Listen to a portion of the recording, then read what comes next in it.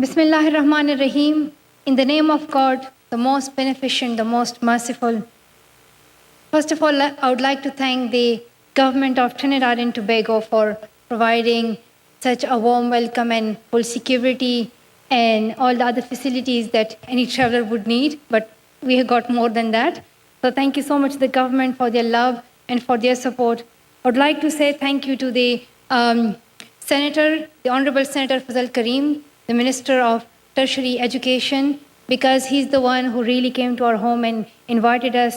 And when he invited us, it was not just like saying, come to Trinidad and Tobago, but I could see his love and his support to the campaign which I do, which is for education. So thank you so much once again.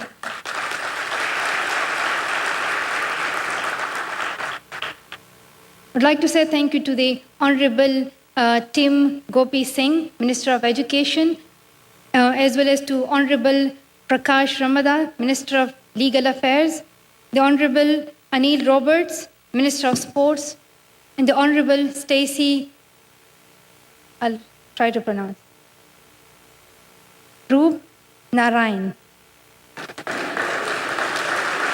Thank you. Minister, she's the Minister in the Ministry of Works and Infrastructure. So this was like the formal kind of thank you to all of you, but I want to say a big thank you. Thank you so much. Well, if I say thank you to I think it would take a lot of time, but I'll try my best because there is so much support that I think if I don't say thank you, it would be a bit, it won't be nice. So I'd like to say thank you to media for highlighting the campaign which I do and for highlighting the demands which I make that every child should be in school. So thank you so much for that. Thank you so much to the University of Trinidad and Tobago, their management and staff. Thank you so much to Nevin especially because he came and he was there when we were coming, so he has supported us throughout this whole journey. So thank you so much. As well as thank you to National Training Agency, to their staff and management. And many, many thanks to parents, many, many thanks to children who are here, and to all the guests, and to every person here, to every staff.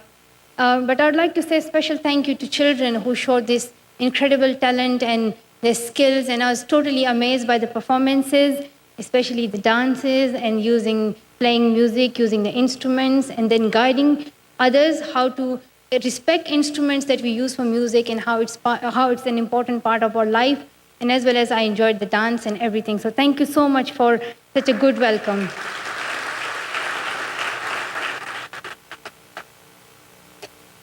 Well, I was introduced quite well, but I would like to share my story so that you know where I come from and how I got this recognition and what I stand for and why I stand for this campaign of girls' education and education for every child.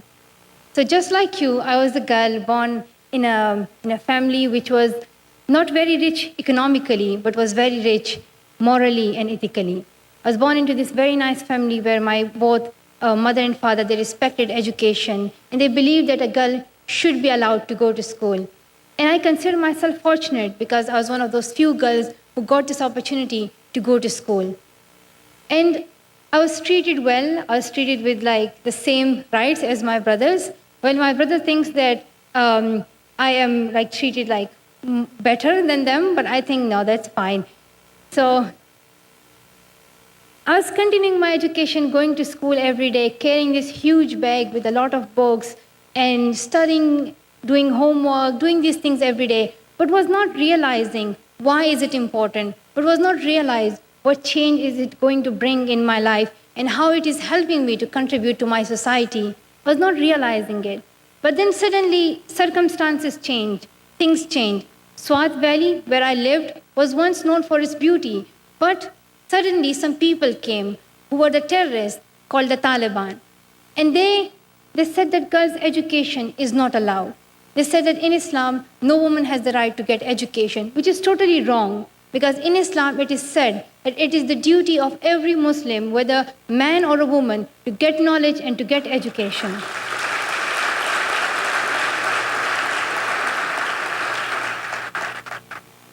The Taliban were spreading fear and terror with the name of Islam But actually, the word Islam means peace. And Islam means, it gives the message of harmony and patience and tolerance. But they, I think, really did not read the Quran, and they were not really understanding the real meaning of Quran. Because Islam is a religion of peace. And in Islam, women are respected as equally as men. And they have equal rights for women as well. At that time, things were totally different. Swat, where tourists used to come from all over the world, was no more a place like that. More than 400 schools were destroyed at that time. Girls' education was totally banned. I could not go to school for many, many months. I was out of home as well. We remained out of our houses for 3 months because there was a military operation going on and we had to leave our homes. And then we suffered through a very difficult situation. You would hear bomb blasts every night. You would hear firing every night. And you would live in a situation of fear. And we suffered through that. But during that circumstances, I really had 2 choices. One was to speak. One was to speak and then be killed by the Taliban. Because whoever spoke was killed. And the second option was just to remain silent and just wait to be killed. And I chose the first option. I wanted to speak. I wanted to speak for my rights. I wanted to speak for the rights of every girl to get education. I wanted to see peace. I wanted to see peace. Peace is a word with 5 letters, P-E-A-C-E, but it was so precious, more precious than a diamond. We couldn't find it. And this is what we were seeking for at that time. We were asking for education. We were asking for peace. And for that reason, I, my father, and my other friends, we started campaign. We said that we would not remain silent. We will speak up. We did not know whether our voices would be powerful than the big, big guns and Kalashnikovs and the tanks and the other kind of artillery and guns. We did not know that whether it would be powerful. We did not know whether our voices would bring a change.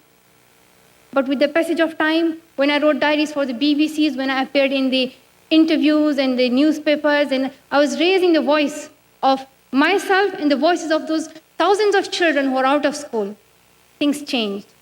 Our voices did bring change. And in 2009, peace was restored. And after 2 years, we saw that girls were going back to their school. There was no fear. There was no terror. But things changed. And this is how we showed to the world that if you really want to bring change in your community, in your society, in your country, then you have to speak up. You should not wait for someone else. Sometimes we blame the politicians, we blame other people. This is not how things work. You have to stand up and you have to raise your voice.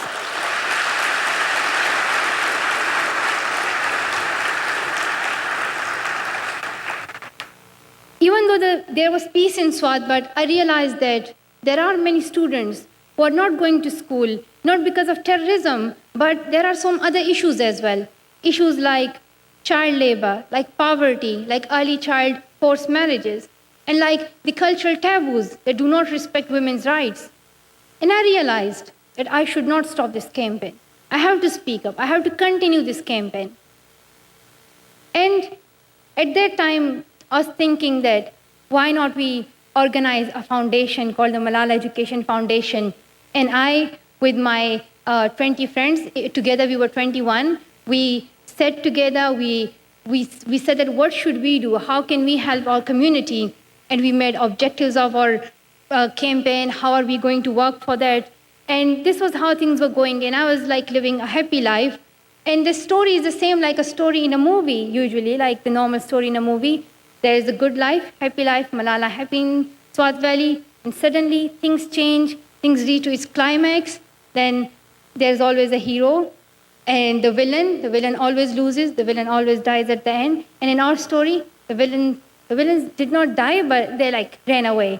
And after that, happy life was restored. We were going back to school, things were changing. I was thinking about how can I contribute to my society, but I was also recognized in my country, and like I got awards and people were appreciating me and they were encouraging me. So I really felt it necessary that I continue the campaign, and the respect that people were giving me was very important to me. And I said that I will continue the campaign for education. But I did not know that the Taliban was still thinking that she is doing this campaign and we need to stop her. Because I thought that if I have survived at that very difficult time, how are they going to kill me now, or how are they going to target me now? And my father was also doing the campaign, and we all were speaking up for women's rights and education. And I was like not that much scared. But things change, things happen, and I was thinking that the Taliban, they would at least respect children and they would take care of children who are like about the age of 14 or 15, but they didn't. And when I was having my exam in the month of October 2012, on that day was my Pakistan studies paper. And when I was going back home, I do not remember the story, but this is what my friends told me because I have forgotten that whole situation. I was going back home, and then these two boys came. They stopped the school van in which I was going home, and I was just 2-3 minutes away from my home. They stopped the car, they stopped the school van. One was talking to the driver, and one came at the back. And the girls were really like surprised, my friends, and no one, like everyone was just looking here and there like, what's happening? And suddenly this boy asked that, who is Malala? And some of the girls looked at me, and then this boy suddenly like took out his gun, and then he fired 2-3 bullets. One bullet hit me right here on my forehead, and then the other 2 bullets hit my other 2 friends who were sitting next to me. I was thinking that I was only 3 minutes away from my home, and I'll go back and I'll see my mother and father. But the journey was so long that it hasn't finished yet. And it has been like 2 years now. I haven't returned to my home. It's my dream to go back to my home, to see my friends, to see my teachers, to see my school. So the journey did not end yet, and I'm hopeful that one day I will be able to go to my home. But now this is my campaign. I will not lose hope. And right on the day when I was shot, and I have already said it, that on that day when I was shot, my weakness, fear, and hopelessness died. Strength, power, and courage was born.